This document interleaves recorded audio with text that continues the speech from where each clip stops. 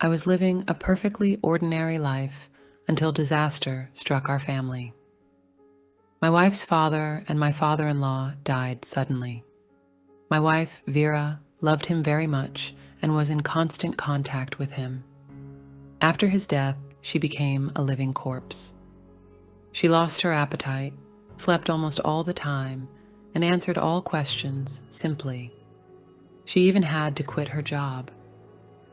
I still hoped that my boss would be sympathetic to her situation and could take Vera on leave at her own expense at times like this. It was very hard for me to take care of my wife, but I did not know what to do. Through an acquaintance, I got prescribed medications. My wife took them, and her condition improved a little. But there were things that the medication could not solve. Vera wanted me to take her to the cemetery every week. Usually my wife and I would go with her and leave my daughter with my mom, but not this time. Friday was approaching, and Vera, as usual, asked me to take her to her father's grave. I did not refuse, and we went to the cemetery together. Vera approached her father's grave and began to talk to him as if he were alive. I was wary of this picture, but it was just as I expected. My wife became hysterical. Tears rolled down her cheeks, and she spoke in a trembling voice in fragmentary phrases. "You have a cell phone. Where is Karina?" she asked with anxiety in her voice. A minute later, we saw her silhouette by the fence. We got into the car and drove home. We have to do something. The more Vera is here, the worse her condition gets. I can't forbid her to come here, but I can't bear to see her like this. I work all day, all week, and as soon as I put my head on the pillow, I fall asleep. This night I slept like a dead man, but I woke up full of energy. No more trips to the grave. Vera, what's the matter? She was silent for a few seconds, as if savoring the words, but finally said it in a low voice. "I really don't know. Did you take your pills last night?" "Yes, I did." "So what can you tell me for sure?" Anyway, I fell asleep. I didn't want to sleep, so I went to the bathroom. Then I went back to bed. I couldn't sleep, so I just lay there. I had a headache and went to the kitchen to take another pill. After this sentence, she bit her lip. "What's next? Promise me you won't send me to a mental hospital." When I got angry, she answered me. "Yeah, maybe I was dreaming," she shrugged. "I can't put you in a mental hospital, but I think you should see a doctor. I know it's hard for you, but maybe you could go to the cemetery less often." You know, I've already thought about that. Stop talking about it, or the dead will come for us. Vera, why don't you go and rest in bed, and I'll make breakfast for my daughter. My wife immediately laid down and fell asleep. I told my daughter to be as quiet as possible and not to make any noise. The daughter understood everything, and we walked almost all day. In the evening, Vera woke up and we had dinner. In the morning, I got ready as calmly as possible and, as usual, started work. But then my wife called me. "Vera, what happened? Did you come back from vacation?" For some reason, a terrible picture began to form in my head. It was enough for me to get just one answer to my question to fly out of the office. I called my boss. He understood and sent me home without question. I don't even know what happened there. I opened the door and prepared for the worst, but I only got confused. I realized from the look on Karina's face that she was asking the same questions, only her face was miserable, swollen and red from crying at the same time, her hair disheveled and her hands shaking. "Daughter, what happened to you?" I asked, knowing my wife doesn't usually answer that question. "Daddy, I don't know. Your mom came into my room and suddenly started yelling at me. I was sitting there playing a game. That's right, I was sitting there playing a game. Suddenly, Vera screamed. It was the house phone. Really, Vera, what happened? I asked my wife to explain. It turns out she was cooking in the kitchen and heard some noises. Vera blew her nose, went out into the hallway, and realized that the sound was coming from Karina's room. I was afraid to go into the room, so I called out to her. Anyway, I stood there like an idiot. I didn't go to work that day and spent the rest of the day having a long conversation with my wife. I insisted that she see a doctor. I personally made an appointment for her to see a private psychiatrist. The next day, my wife went to the doctor, and I went to work and felt calm. Later, Vera decided to go for a walk with a friend instead of going to church. I agreed and told her I was going to have some nice alone time, drinking beer all day and watching soccer.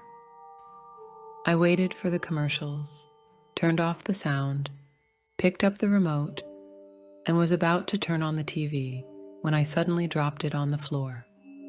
It seemed to me that Karina was talking to someone. My daughter's cell phone was charging in the kitchen. The laptop was off, my cell phone was charging too, the bed was empty, and just in case, though I didn't need to, I looked in the closet. It was quite small, and hardly anyone could fit in it. Of course, we lived on the third floor, so there wasn't much to check. Karina, honey, who were you talking to? I asked as calmly as I could without raising my fists over the table. Daddy, I saw a dead boy. I was seriously wary and thought it would be a good idea to put a camera in her room. We have to do something.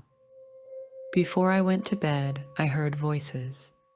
I'm seriously considering taking a leave of absence without pay, or at least time off. I'll talk to my boss at work tomorrow. Believe me, I've decided not to say anything yet. It might make things worse. The supervisor graciously signed my vacation request. Soon it was time to go home, but the first thing I did was not go home, but to the store. Unfortunately, they didn't have any appliances. I had to order some. I had one hand on the steering wheel, listening to the radio and humming along as I suddenly had to slow down. Suddenly, a young man appeared in front of me. "What the fuck are you doing?" I shouted through the open window. He turned around, looked at me, and ran away. I told my wife and daughter that I wouldn't go to work for a few weeks. My wife was happy, but Karina's reaction was strange. Her face clearly showed fear along with confusion. I didn't want to ask her why she reacted like that. After all, she wouldn't answer. That night, I woke up suddenly with a terrible urge to smoke. It happened to me a lot, so I wasn't surprised. I struggled a little with the urge, but it won out in the end. I slipped my feet into my slippers, threw on my jacket, and crept as quietly as possible out the door. I didn't want to wake the family, and I didn't want to wake the other neighbors either, so I carefully closed the door. One puff, and then I felt better. I was looking at the night sky through the dusty window, and I was almost out of cigarettes. I took one last puff, then threw the cigarette into the makeshift ashtray and turned around. Opposite the door to my apartment stood a teenager, the same teenager from the street. "Hey boy, what are you doing?" He didn't say a word. "Who am I talking to?" "I've come for your daughter," he said without any emotion in his voice.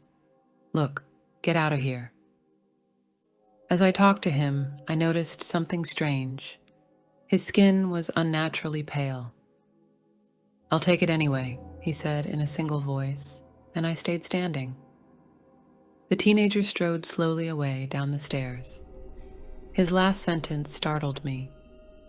My daughter is only 8 years old, and some teenager shows up and says he's going to take her away. When I got back to the apartment, I immediately woke up my wife and daughter and demanded an explanation. To tell the truth, I was ready to hear all sorts of things, but not this. Karina suddenly cried, "Are you going to scold me? Speak already. This is not a joke," I replied. It was Lyosha. I took his toy from the cemetery. "What do you mean you met him at the cemetery?" Vera asked, bewildered. "No, remember when you told me not to take anything from the cemetery? But while you and Daddy were sitting on Grandpa's grave, I went for a walk. So I took a toy from one of the graves."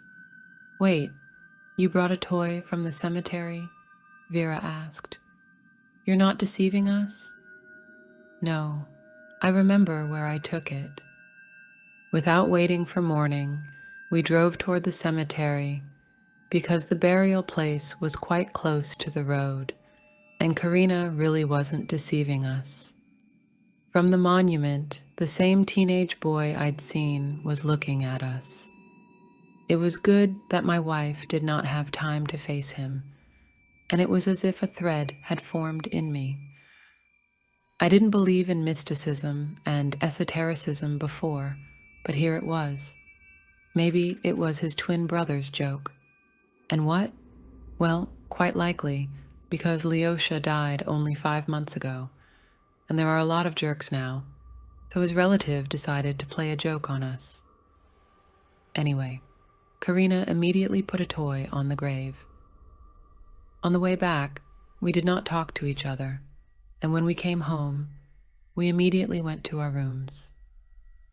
After that incident, probably the whole family should go to a psychiatrist now. My vacation was coming to an end. I lay at home on the bed and thought about tomorrow. I didn't feel like going to work, and who cares? That's right, nobody. The first day after my vacation, I felt not very good. Vera said that in the morning she will go to her mother, and Karina will be left to herself, but she is an adult girl. She will find something to occupy herself. There were only 10 minutes left until the end of the working day. I sat on the chair and kept my eyes on the dial. Why does the clock at the end of the day go so slowly? I was pulled out of existence by the ringing of my cell phone. My wife was calling. I almost immediately picked up the phone and asked in a mundane tone, "Why are you calling?" "Our Karina is no more," she said. At that moment, the earth went under my feet. How? My eyes darkened sharply. I wrapped my arms around my head and asked, "Who told you that?" I didn't wait for an answer. I dropped the call. I traveled the rest of the way completely unconsciously. Every time my wife says that our daughter is no longer in this world, how? We have normal wiring, and Karina never played with matches and always handled fire carefully. And now what? Did that little teenager really take her? Was it really real? I drove up to the house, my hands frozen in an instant, my heart pounding frantically. The police were already gathered, writing something. I just stood there and watched the flames burst out of the broken windows of our apartment.